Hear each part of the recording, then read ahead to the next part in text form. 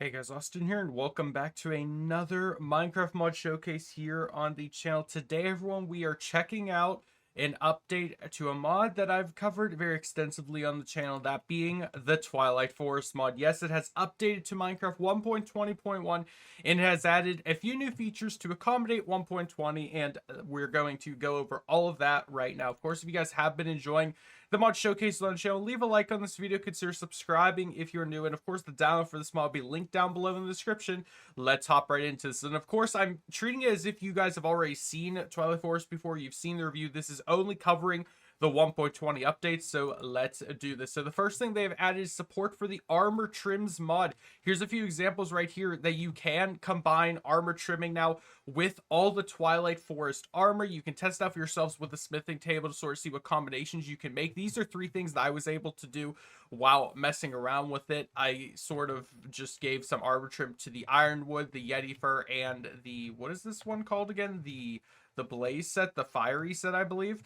And here are some new combinations you can actually use with armor trims, even with vanilla armor. You can now combine it with ironwood ingots, steel leaf, night metal ingots, fiery ingots, naga scale, and carbonite. I don't believe there's any new armor trims themselves, but you can of course use these 6 new materials in conjunction with the armor trimming as it already functions. So you can mess around with that if you so desire. If you want to have some fancy new armor sets, go for it. Let's move on to the signs. We have 6 or 7 new signs, for specifically the hanging signs for, of course, the Twilight Oak, the Canopy Wood, the Mangrove, the Dark Wood, the Trans Wood, the Mine Wood, and the Sorting Wood. And this is what they look like actually on their respective wood types right here. Very, very cool. And of course, it's so like Twilight Forest to update and actually add accommodation to the stuff they've already worked towards to fit with the 1.20 things.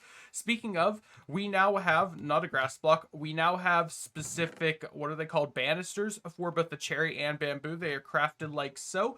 I'm not entirely sure what the purpose of the banisters are for. I've never used them before, but you guys are welcome to, and you can use cherry and bamboo now. We also have a new hollow cherry log, which looks like this. You can actually go inside of and everything for decoration purposes, and I believe it will be spawning within the Twilight Forest dimension itself. And the final thing that has been added new is the Piglin head. You can now add a candle to, and you can light the candle or not. It has no crafting recipe, so I'm not entirely sure how you actually get this, but it is available now to acquire. If anyone knows how to do that, go for it.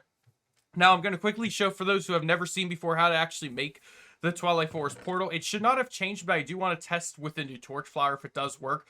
So step by step, here's how you do. First things first, you need to find an open area and dig a 2x2 hole and fill it with water like so. Make sure the water is still. Surround it with any kind of flower that you desire. Again, I'm trying the new 1.20 flower to see if it works, and throw in a diamond. It does work. Beautiful. And then once you're done with that, you can hop into the portal. And while we're hopping in the portal, I wanted to go over some changes that actually were made within the Twilight Forest itself. So I'm going to switch to their actual webpage, and we're going to go over some of the changes. So they removed the new incomplete textures. If you want to still use them, you can grab them from the resource pack.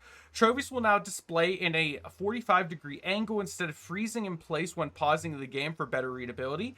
Corrected and reworded a bunch of advanced mid-subtitles and death messages, made vanishing books crafted by players able to be broken, rebalanced falling ice damage to be a bit more forgiving. I remember that was ridiculous in the Alpha Yeti area. It was very difficult.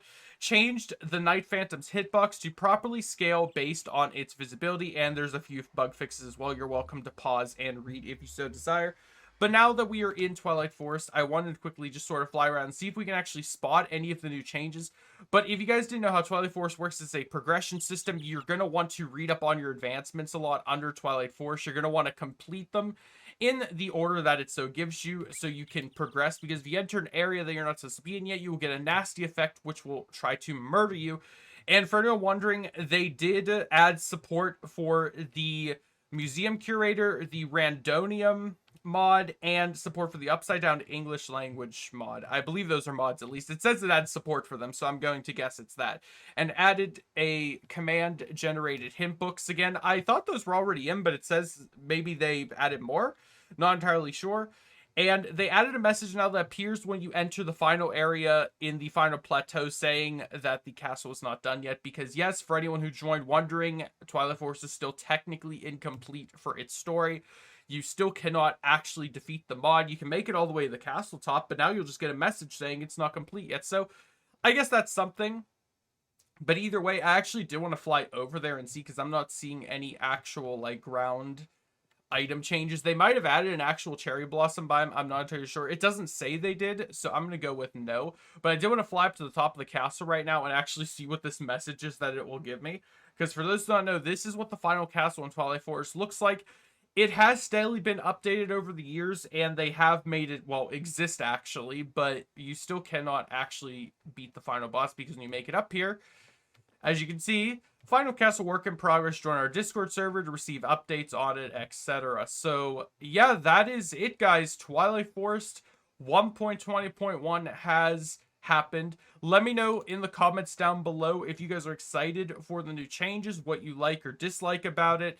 And, of course, like always, down for a small, but linked in the description. And I hope to see you all in the next one. Have a great day, everyone. Stay safe. Goodbye.